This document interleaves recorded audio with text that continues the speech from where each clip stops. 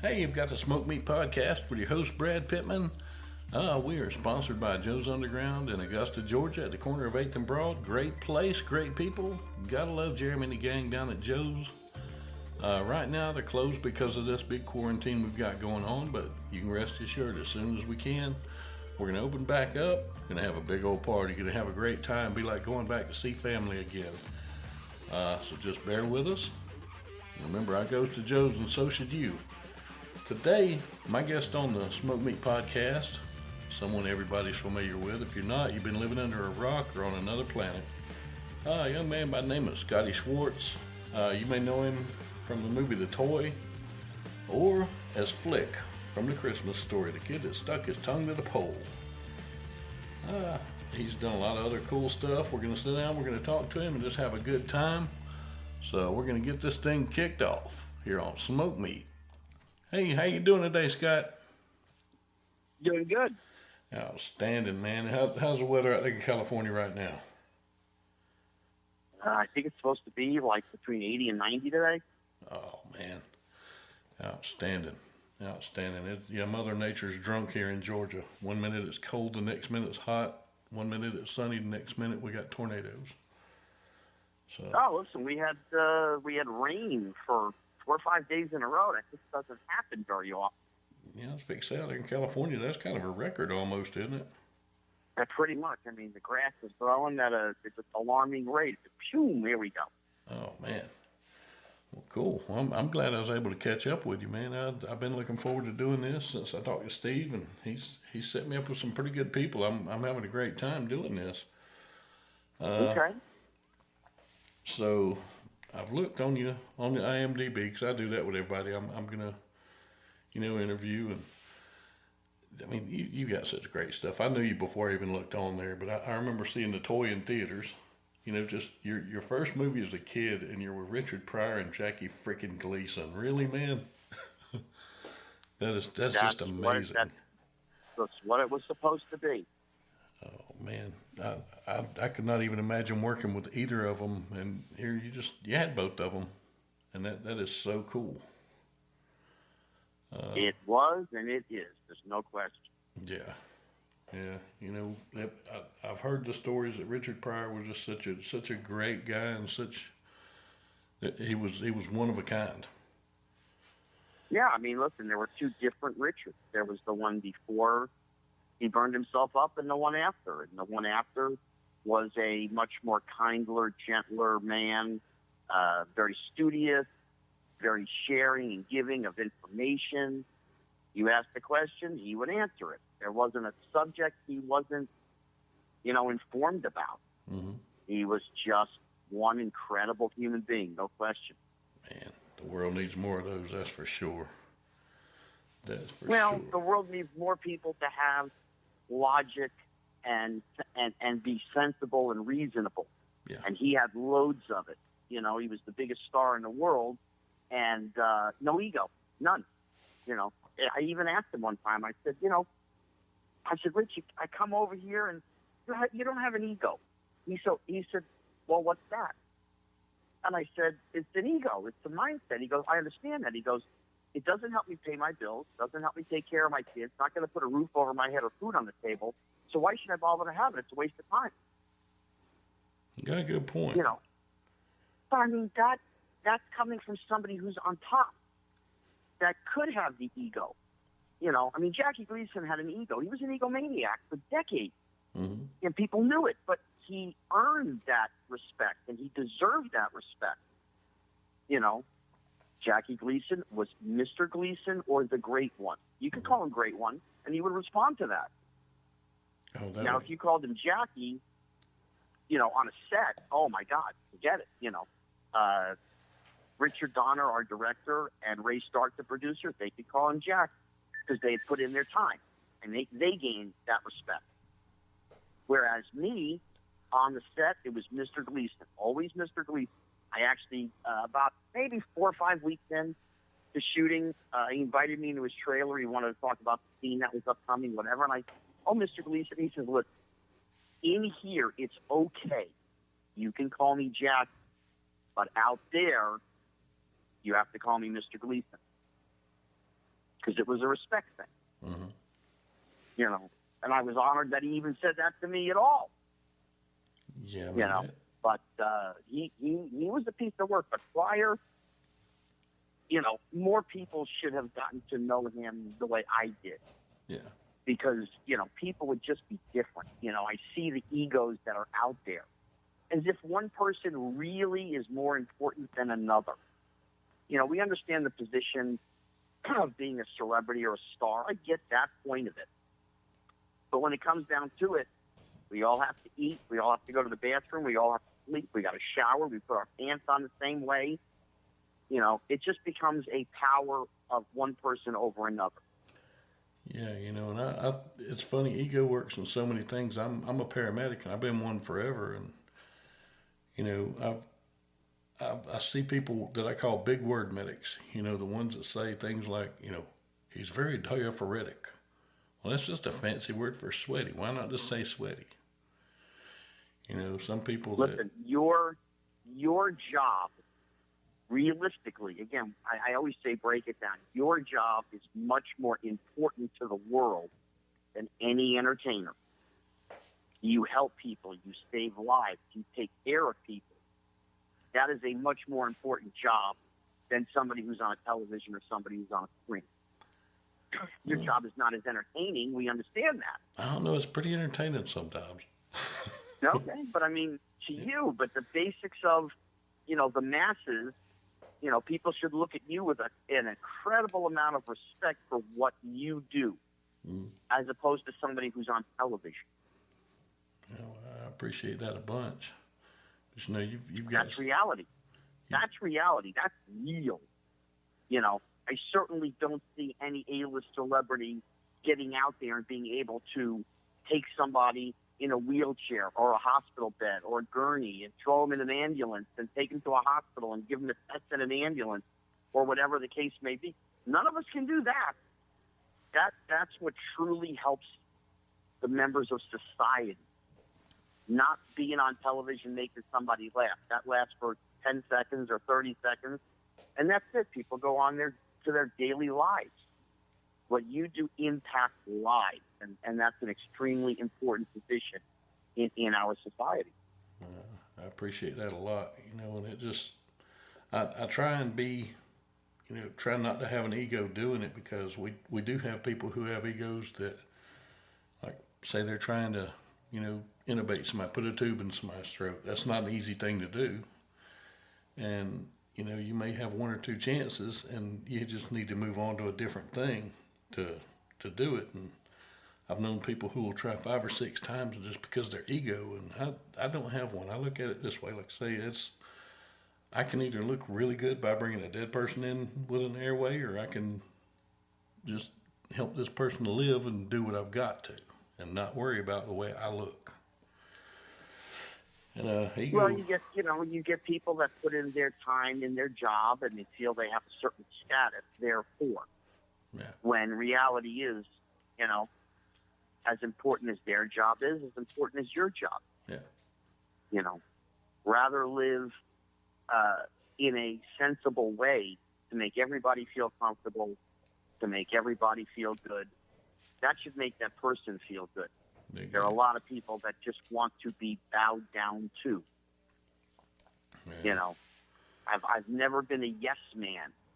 That's what most big celebrities have. They have yes people because those people want their job. You know, but if the person that they're taking care of or they're whatever it is, if they were to interject logic sometimes and say, hey, listen, you know, I know you want to do this, but these could be the ramifications of it, just looking at it from a different perspective. Most people will respect that. Some won't, because their egos are out of proportion. You know, we all age. Time stops for no man, whether you're Elton John, George Clooney, Brad Pitt, Tom Cruise. Yesterday they were all 25. Today they're not 25 anymore. Yeah. So everybody should think the same way. Treat people with dignity, with respect, be good to their fellow man. The world would be a much better place. And you know what's funny is during this stuff, I'm actually seeing a lot more of that with people, just, I don't know if it's the social distancing or if it's just people realizing, okay, we are fragile, whether we like to admit it or not. And I think people are being a little bit better to each other right now. Listen, that's right now because we're in the middle of this thing. Yeah. I'm a New Jersey boy. I grew up there, native. I call it native New Yorker, even though I grew up in New Jersey. I was 45 minutes from Manhattan. Mm-hmm. When 9/11 hit, everybody was more understanding, more compassionate, more kind to each other. Then we kind of lost that for a while. And now we're back into something else that really has affected everybody.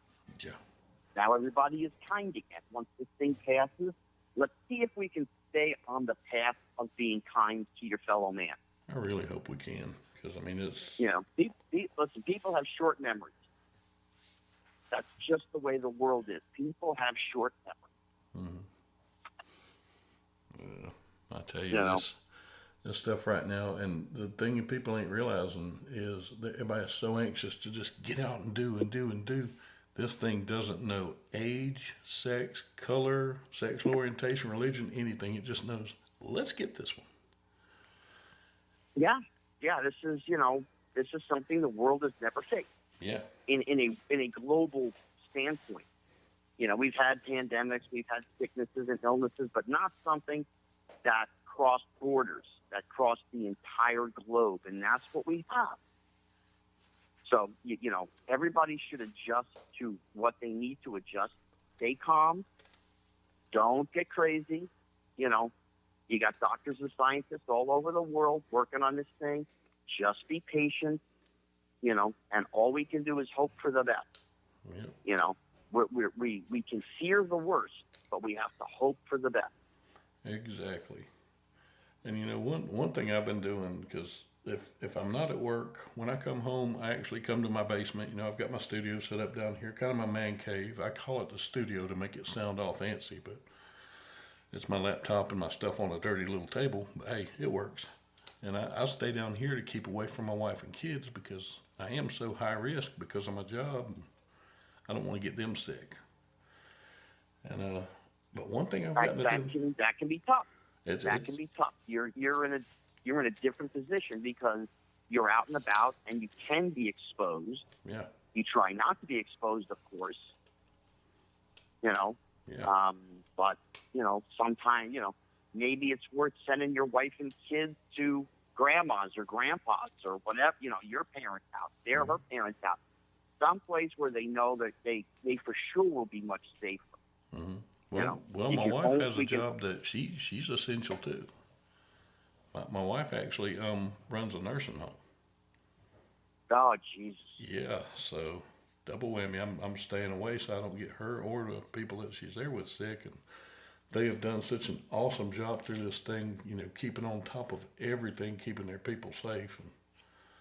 And yeah. So they have done so great. My kids are doing wonderful. I've got teenage girls, and they are just the goofiest girls in the world. They have watched more SpongeBob through all this thing. Now they're watching videos of people playing the grandma game. Have you seen those? Mm-hmm. Oh, they are watching those things nonstop and just cackling at them. Listen, you just think about it. You're probably, in your 40s? Yeah, 47. Okay. I'm a few years older than you, not many, but a few. Yeah. But think about this.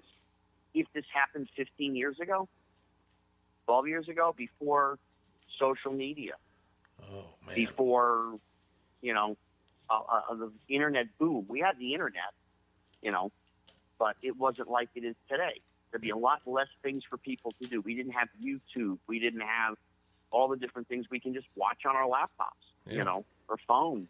Look at the evolution of phones over the last 15 years. Everybody can stay in touch with everybody on the phone. You can text, you can take pictures, you can send pictures, emails. This stuff it's wild, and it's a lot of things that people take for granted. I need this. No, you don't need this. Trust me. We grew up in an era you didn't have this. Yeah. You know, I mean, I like the fact that most people are trying to do the right thing, you know, in the places where it's not so bad and they're letting people go out. Okay, I got no problem with that. Yeah. As long as they're being safe and not stupid, okay, fine, you know. You know, but I mean, kids that have been locked up for weeks already, you want to let them out and go play together, okay. We know they haven't been, they hadn't been exposed to any of this stuff. Yeah. They've been locked up. You know, they're still kids. Yeah. You know, they don't have the understanding, the mental capacity to really understand what we're going through. Teenagers, they can kind of understand to some degree. But kids, 5, 6, 7, 8, 9, oh my God. We were outside all the time. Football, baseball, basketball. Yeah, Mom had to scream for me to come in the house, you know. Street hockey, whatever we did. You know, this generation, they're getting hammered right now. And you just got to have hopefully decent parents who can sort of explain in a way that their children can understand. Yeah. Yeah. Oh, man. But, the great thing about it, that with all the instant stuff now, is people are going back and revisiting a lot of the old movies and TV shows and stuff they hadn't watched in years. And, that's kind of neat. I'm enjoying doing that. Yeah.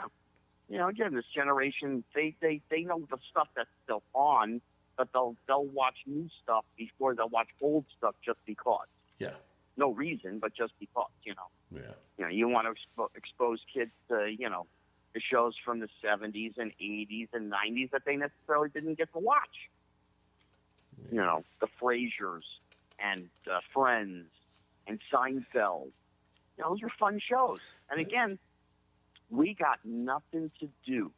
I understand you have a full-time job, life still full-time, but kids, let them get exposed to the stuff that's fun, not the garbage. Yeah. If a kid sits in front of a television and they got to watch 12 hours of Keeping Up with the Kardashians, give me a break. Yeah, we don't do those in the house at all. Yeah. No. I'd rather sit them down and say, hey, watch a season of Friends or watch a season of Frasier or watch a season of Seinfeld. My God, watch a season of The Love Boat. I don't care. Fantasy Island, Dallas. Oh, God, these were great shows, Yeah, I remember I had the good stuff. Remember having the I Shot JR t-shirt. Oh, I was a Dallas fanatic, man. Oh, yeah. Love Dallas. Every Friday night, CBS, 8 o'clock, here we go. Yep. Same here. Who shot JR? And when they did the reboot of Dallas, it was just great. By that time, I had met Larry Hagman several times, and Patrick Duffy, and Linda, and Charlene, one of my friends, Tilton. So, it was great to see them back on the show.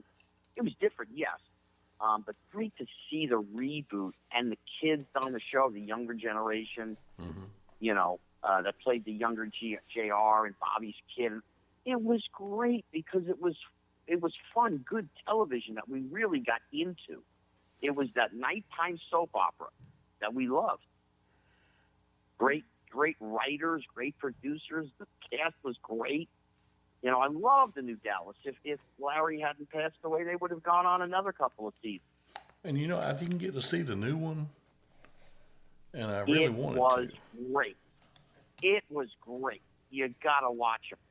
Yeah, I'm gonna have to find it and watch it because I'm always looking for new stuff to watch. I've got my go-tos that I'll binge watch on something if I'm just can't find anything else. But there's only. Do you have Showtime? I have actually just got Showtime. Okay, there's a show on Showtime. The show name is Episodes. EPISODE. Episodes with Matt LeBlanc as the star. Okay. Okay. It may be, outside of Seinfeld, one of the funniest shows I've watched in the last decade. Oh, it's not a kid's show. It's not for the kids. It's an adult show, and it is absolutely hilarious. I've turned many people onto the show, and they go, "Oh my God, this is great." I may check that out tonight while I'm at work if we get quiet. Because I'm always looking for something new to watch. Oh, you'll watch the first 1 to 2 episodes, and you'll be hooked. Oh man, outstanding! Yeah, I'm always looking for something new because, like I say, I've got my go-tos. I never understood that old guy when I was younger, and I figured out now that I'm turning into him really quick because a lot of music today I don't like, but I still listen to Metallica, Skinner, all the old stuff. And Well, yeah, that I mean, that is a simple thing. Yeah, that is called quality. Exactly. You had singers, songwriters. You had true performers. They weren't, running through amplifiers and through all the different things that they can change voices and do this and do that. Yeah. Your music from the 50s, 60s, 70s, 80s, some great, incredible music and great songwriting. Now it's about packaging. That's what this is. It's just about packaging. Get them in, get them out. Today they're here, tomorrow they're gone. There's very, very few that stand the test of time unless they have some quality. Are there good people nowadays? Absolutely. It's just not in the numbers, and unfortunately there's too much garbage that's made. Yeah. I talk about the new country music. I like old country. But there's a guy, Chris Stapleton. My wife actually told me about him, and I started listening to him. And he does a version of a Tennessee Whiskey, old George Jones song. But the way that he's got his drums mic'd and his sound on that song puts me back in every little old bar I was in back in the early 2000s. And he's an exception. I like him a lot because he's not trying to overprocess. Yeah, listen, I'm not a country guy. Yeah. I grew up in New Jersey. I live in L.A. Not the L.A. thing has really influenced me one way or the other. Mm-hmm. The stuff you listen to from 5 to 20 is the stuff you're always going to love. Yeah. After that, you kind of just go and see what happens and what new people come out. Yeah. There are great voices. There are people that are not great voices. Christina Aguilera has an incredible voice. Mm-hmm. Kelly Clarkson has an incredible voice. Lady Gaga. I didn't know Lady Gaga's song. If you put it in front of me, I wouldn't have known who it was. Yeah. And she did that HBO thing, and my brother said to me, "Hey, you know what? She really is good. You should watch this." Okay, fine. I watched it. She opened up her mouth, and she was incredible. Yeah, she's got some talent. Like I said, it's all the packaging. Yeah, but I mean, a lot of her in the early days, they packaged her like Elton John in the 70s. Yeah. She was a female version of Captain Fantastic. That's what she was, with all the crazy dresses and all the crazy things. I saw pictures of her, and I'm like, oh, that's nice. Mm-hmm. But when she opened her mouth, that's what sold me as a consumer to say this girl has really got some incredible talent. Yeah. But I mean, I grew up songwriting era. Jim Croce. Cats in the Cradle. Mm-hmm. I can't think of his name. That was. Oh my goodness. Harry Chapin. Yeah, Harry Chapin. Yeah, that was on the tip of my tongue. Streisand, Neil Diamond, Barry Manilow. Mm-hmm. But then, I mean, you get a little bit older and you listen to other things. So, I mean, yeah, I listen to AC/DC once in a while, or Metallica. I wasn't really the hardcore rock guy, the hair bands, the 80s, yeah. Oh. Bon Jovi and Warrant and Cinderella and OK Fine. They had some great tunes, Yeah. Journey's one of my favorite bands, but I was a Bee Gees guy. I love the Beatles. I've been on an REO Speedwagon kick here lately for some reason. REO Speedwagon. Absolutely. I mean, those were great bands. Queen was incredible. Oh man, and I'll tell you, but they had talent. Okay, yeah. Freddie Mercury commanded a stage. He was great. Never got to see him live. Seen him plenty on video. Yeah. Freddie Mercury is the closest thing to Elvis that I can give a comparison. Elvis Presley has been one of my favorites since I'm 5 years old. Oh, I'm all over that one. You know, but Queen was an incredible band, you know, and it wasn't about what my agenda was. They let the music speak for itself. Yeah. You know, Freddie didn't have to come out and say, hey, I'm gay, I'm this, I'm that, whatever. Not what he did. He lived his life, but the music is what stood out. That's what he wanted people to care about, not who he was or what he did. Yeah. Today, we don't have that. Now it's, hey, I'm a member of the LGBT community, and I'm this, and I'm that, and I'm this. And I'm like, that's nice, but I really don't care. Yes, like open your mouth. Let me. You're a singer. Open your mouth. That's what I want to know. That's what's going to make me become a fan of yours. You know, the talent is what sells the product at the end of the day. Yeah. And the continuation. Why the Beatles, Frank Sinatra, Elvis Presley, these people are gone. Oh. And they still sell just as much as everybody from today. Why is that possible? Because the quality of the entertainment was a 10 on a scale of 10. And everybody you just mentioned is actually on my Napster playlists. Yeah. I go from Wayne Newton to Rob Zombie to Eminem. There you go. I'm not a specific genre guy. I like talent. I like stuff that isn't auto-tuned. Yeah. I'm not a big country guy, but if, you know, the Carrie Underwood song comes on that I know, I'll listen to that, you know. Yeah. Oh, yeah. You know, I'm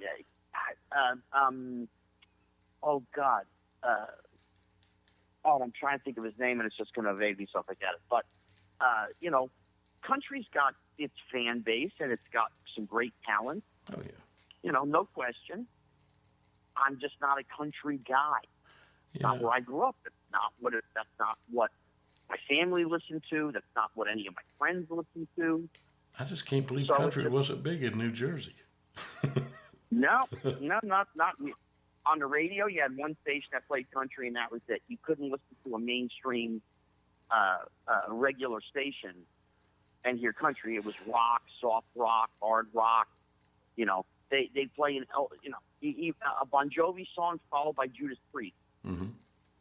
You know, Metallica, and then they'd go to, you know, whatever else, Warren, you know, Cinderella, whatever it was. Yeah.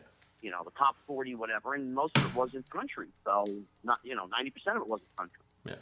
You know, but that's okay. I don't say people who like country are bad people. That's what you like, no problem. Enjoy. God bless. Listen, my main we are thing here is a short time in our lives. Just enjoy whatever you want to enjoy. My main thing is like 80s music and 80s metal, and music from the 70s. That's my go-tos.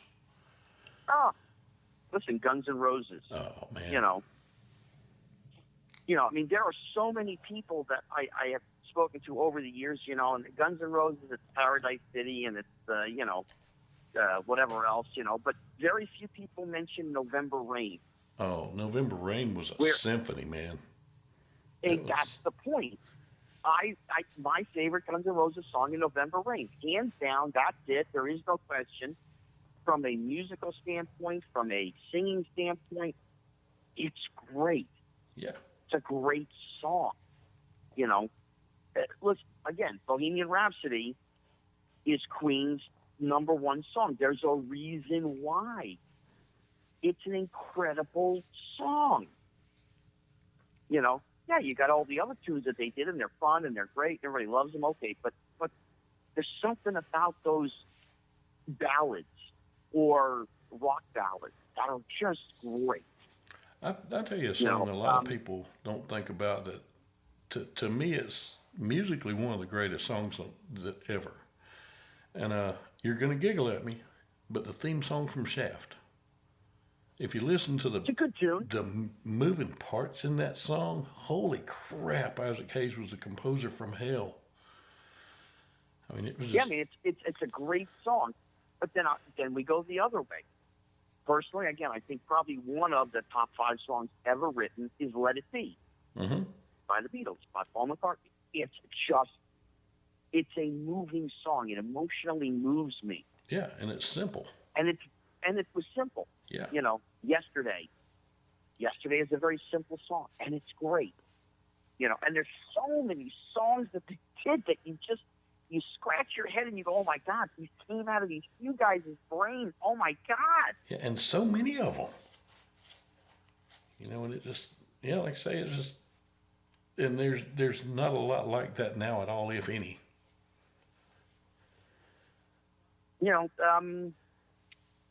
Oh God, this the Lady Gaga song, "Born This Way." Mm-hmm. It's from a musical standpoint, it's an okay song. Yeah. But the lyrics and the words, great tune. There's just not enough of the quality stuff that's made. Yeah. There's a lot of, stuff that I don't appreciate because it's just not up my alley, as they say. Mm. I'm not a rap guy, never was. Run DMC, Walk This Way. Okay, all right. I'm not into the obscene lyrics mm-hmm. of the stuff that they do now. I just don't think it's necessary. Yeah. I don't believe that it's necessary for that. They want to make it, you know what? It's their right. First Amendment right, free speech. You want to do it? Go for it. I don't have to buy it. Exactly. I don't have to spend my hard-earned dollars to go and do that. Not when, Neil Diamond writing great songs. Carole King wrote some incredible songs. She just did a version of Far Away for the Quarantine. Yeah, I saw it. Yeah. You mentioned Neil Diamond. Here's an evil thing I did one time to a friend of mine about Neil Diamond. I actually have a guy in Thompson, where I'm from, here in Georgia, that I told him one day, just out of the blue, I said, "Did you hear about Neil Diamond? He passed away." And he's like, "Really? What happened?" I said, "Well, after a show in all places, New Jersey," I said, "they were up there, and after the show, his manager and him were playing around, and his manager bet him $100 that he couldn't swallow an entire pack of Alka-Seltzer. And he swallowed the tablets, and his stomach burst. And this guy still believes that Neil Diamond is dead." That's not nice at all. It is not, because I love Neil Diamond. I was a monster fan since the time I was a kid. Yeah. And a situation arose, one of the old Dodger players in the early 90s. I lived 5-6 minutes from him, 8 minutes from him. Mm-hmm. And he had 4 cars. His wife's got 1 car. His brother's got 1 car. 2 cars are in the shop. He needed a ride to Dodger Stadium. Mm-hmm. And I pull into the players' parking lot with him. And like timing, a gold Mercedes pulled next to us, and it's Neil Diamond. Oh, man. And I looked at my friend, who's a black guy. And I said, "Holy shit, that's Neil Diamond." He goes, "Who's that?" Mm-hmm. I said, "Okay, you don't listen to that kind of music. I get it. Okay." I'm like, "He's the Jewish singer like Moses. Okay, this is who he, got out, and Neil Diamond got out of his car. And, you got to walk through the same gate, Mm-hmm. And I introduced myself. "How you doing?" I said, "It's a pleasure to meet you. I'm a big fan." "Yeah, I said, "Actually, I lived for a while across the street from your sister." And he kind of looked at me, and I told him the name of the street. He goes, "Yeah, she does live on that street." And I said, "Yeah." And I said, "I'm driving one of the players to the park here." "Oh, that's nice." So we talked for a few minutes. I said, "What are you doing?" He goes, "I'm singing the national anthem." So I ended up right outside the dugout for the national anthem, and then I went to my seat. Oh, he was a sweet guy, Oh, man, that is amazing. There's just things in life that happen. Yeah. It doesn't happen to everybody, but these are things that, happen. Man. Most people, you just want them to smile and be somewhat nice. If they're famous, mm-hmm. The ones that aren't, you put them on a different list. You don't buy their stuff anymore. You don't go see their movies. You don't go to their concerts. That's just the way that it is. Yeah, I've got comics that I used to love, and I've seen how they are with some of their fans. They just almost feel like they're too big for their fans, and you can't do that. I mean, that's who put you where you're at. And I hate to see a comic like that. I've met and I don't put myself above anybody else, but I've done work that people know, so it is what it is. Mm-hmm. And there have been people that I've met, and, they're just not very nice people. And somebody says, hey, did you know blah, blah, blah? And they go, really? Oh, my God. And then they talk to me like I'm a person because they're a fan. Yeah. And I'm like, really? 2 minutes ago, I was a fan of yours. Now you're a fan of mine and you're going to be nice to me? All right, whatever. Yeah. But you don't forget that stuff. No, most definitely not. And Ron Howard, great example. Mm-hmm. One of the nicest, sweetest guys you could ever meet. Mm-hmm. He's another one, no ego at all. I had to do a autograph private signing with him in his brother's home, and he was nothing but nice. And his brother mentioned that I had been in the toy with Pryor and Gleason, and Ron Howard is a Jackie Gleason fan. Mm-hmm. And he was just like, you got to tell me about him. I never got to meet him, blah, blah, blah. He turned into fanboy, and it was hysterical. But he was nice the whole time. Yeah. It just took it to a different level, And then the things that I asked him were not the typical things most people ask him. They want to know about Happy Days, or they want to know about, Andy Griffith and all. Mm-hmm. No, I wanted to know about him shooting The Shootist with John Wayne and Lauren Bacall. That's what I wanted to know. Mm-hmm. It hadn't been a long time since I watched that. I think about 2 months. Mm. Great guy. Great guy. Yeah, one thing that I've been, like I say, I study up a little bit on people before I do these things. I don't do it a lot because I don't want to say, well, you were in this obscure thing back in 1928. I don't want to be that guy. But one thing that I saw that I do like a lot is the fact that you being a former child actor, you kind of looking out after child actors too, and making sure that they're treated well. When you're in and around the industry for over 40 years, you learn things. You learn what to do, what not to do, what to look out for. I was a member of an organization for several years. The guy that ran it wanted me to be the president, which basically meant that I was just a mouthpiece, which was fine. Mm-hmm. I wasn't out for me. I wanted to help kids, educate parents, educate kids on things that are good, bad, and different. Mm-hmm. That's the responsibility that comes with it. Here, again, these are just things that happen. I was at a deli in Studio City, California, and I had just left, and I'm standing in the parking lot with a friend of mine, and we're chit-chatting, and two navigators pull in two big SUVs, and who's there? Justin Bieber. Mm-hmm. And my friend looked at me and said, no, you're not really going to go inside. I said, oh, yeah, I am. There's no question. And I went inside and told him who I was. Believe it or not, he had not seen the films, which is fine. One of his friends knew who I was, though. Mm-hmm. And I talked to him, and I said, hey, the gravy train is not going to last forever. Find yourself a nice woman, buy a house outside of L.A., go live 10 lifetimes as happy as you want. You need all of this after a while, like you need a hole in the head. Yeah.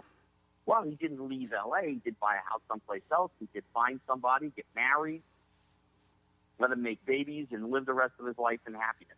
You want to still perform? Absolutely. You do what you want to do. But, I felt it was something I needed to say to the guy. Hey, the Lamborghinis are not necessary to them. You got a whole lot of money now, but you can blow it in a short amount of time if you don't do the right things. Yeah. And, did he need to hear that? Probably not, but really he did. His friend that knew who I was said, hey, man, you say stuff to him nobody has ever said. I said, I'm not a fan. I didn't know. You put on a Justin Bieber song. If you didn't tell me who it was, I wouldn't have had a clue. Mm-hmm. So I wasn't a fan. I wasn't looking for an autograph or a photo with him or whatever. It's not what I was there to do. Put a little thought in his brain. This isn't going to last forever, man. Enjoy what you got. Make it last. You got enough money for 5 generations, 8 generations of your family already. Go enjoy life. So that's part of, something, that I did, and I mean, there were other instances of people, drugs, alcohol, whatever, and you got to talk to somebody. You got to say, hey, man, Richard Pryor told me this. this was, I give him all the credit. It's not for me. Mm-hmm. He said, which road would you rather travel on?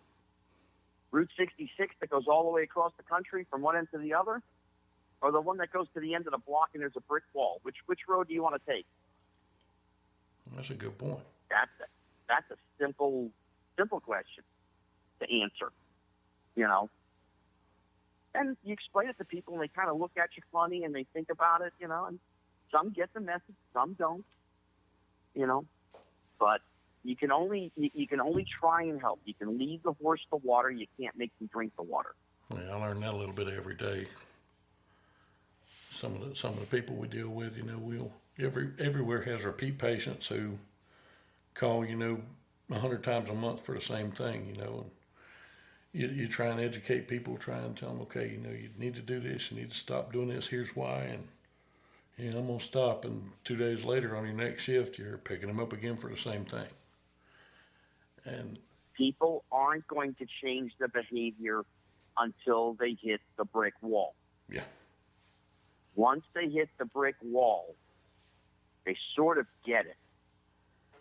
For the most part. I mean, are there people who OD and then 6 weeks later they OD again? Absolutely. That's not their brick wall. Their brick wall consists of one of two things. They either figure it out or they end up in a box. Yeah. That's life. Yeah. There's no set rules to this game. Today we're here. I sort of believe in fate and destiny. Everything happens for a reason, and there's a book that's written. We don't get to read the book. We don't get to see the book, but every day is a new page. Mm-hmm. And eventually there's a page that says the end, and that's it, and that's when it's your time. Mm-hmm. Unfortunately, we lost Corey Haim. Now it's been 10 years. He was 38 years old. Yeah. Just about 38 years old. His book came to an end. That's what was meant to be. We don't enjoy it. We don't like it. But that's what it was. Yeah. There's other people that live to 103, 104. They got a big book. Yeah. I believe in enjoying every day. Stay positive. Try and enjoy every day, no matter what's going on. Are there tough days? Absolutely. Are there horrible days? Absolutely. But then there's good and great days. Yeah, try and enjoy every day. Yeah, talking about Corey Haim, I obviously never knew him, but, I know a lot of his work, and I know he had a lot of his own demons. Everybody does. And but from everything I've read and understand about him, just all of it's second, third hand, aside from the demons, he was a great guy from what I understand. And he was an absolute sweetheart. He was a pussycat. He was just somebody you wanted to hang out. Yeah. Laughing, smiling, joking. He had his demons, and he had gotten through a lot of them, toward the end. Unfortunately, again, did he OD? No. Did something like that happen? No. He got walking pneumonia. 2010 was the year of the walking pneumonia. Yeah. Other celebrities, Brittany Murphy, the actress, she passed from it. Her husband passed from it. There were others. Corey was one of them. Mm-hmm. It was what was meant to be. We don't like it, like I said, but that's what happened. Yeah. But Haim was one of the nicest kids I ever was friends with. An older brother, too. He had class. Yeah. He respected people, absolutely adored his mother, liked his father. He, just, unfortunately, that's what happened. Yeah. But if you'd have met him, you'd have liked him. He was a fun guy. Yeah. He was really a good guy. Next, one thing I have seen is, while, yes, is acting. You're playing a part. You're doing a role. But I've figured out inside of every little piece of anything like that you do, there's always a little piece of a part of you in there somewhere. And I'm a people watcher. I'll watch people like that, and just like say on a lot of his stuff, the way he smiles. Well, yes, that may be the character's smile, but that his is in there somewhere. And things like that. You can tell about people like that sometimes. That kid's smile could light up a room. He just had a great smile. Yeah. You know, great laugh, jokester. Yeah, yeah. You know, and it's. I'm sure you get asked these type of questions all the time, and it's. I don't want to say aggravating because I mean, you know, it is what it is, but you know, everybody pictures. You know, when the child actors, you know, they have what I call different crops. You know, this 2 years you got these kids, and then they grow up a little bit, and you got these over here all of a sudden.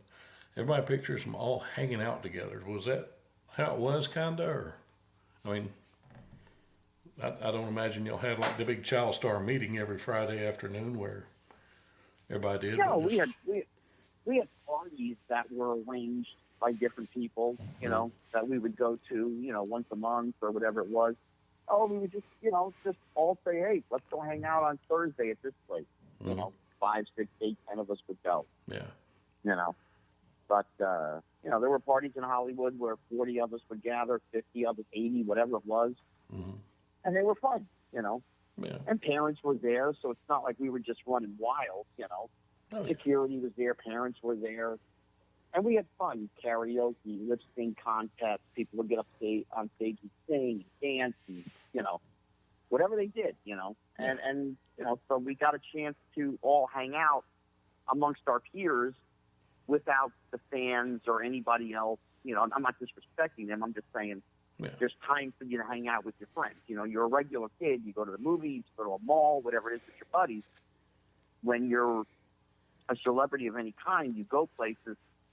People want to come up to you. Oh, my God, I loved you in this. I loved your neck. Like an autograph, like a picture, whatever it is.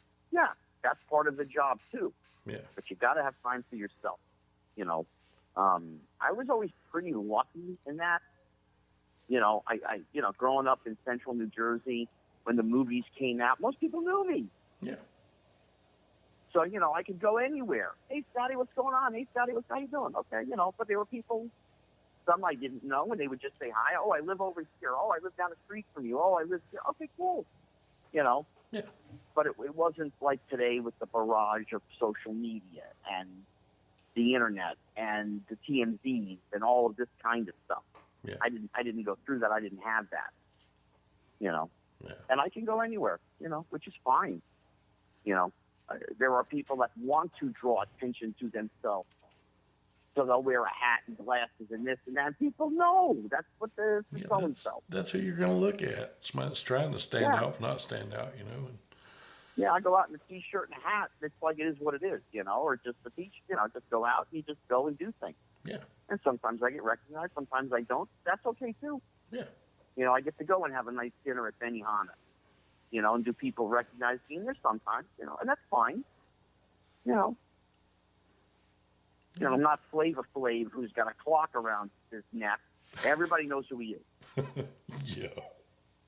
You know, I mentioned him because he was actually at Benihana one night when I was there, and we ended up sitting at tables next to each other. And it was just really funny. It was just really funny.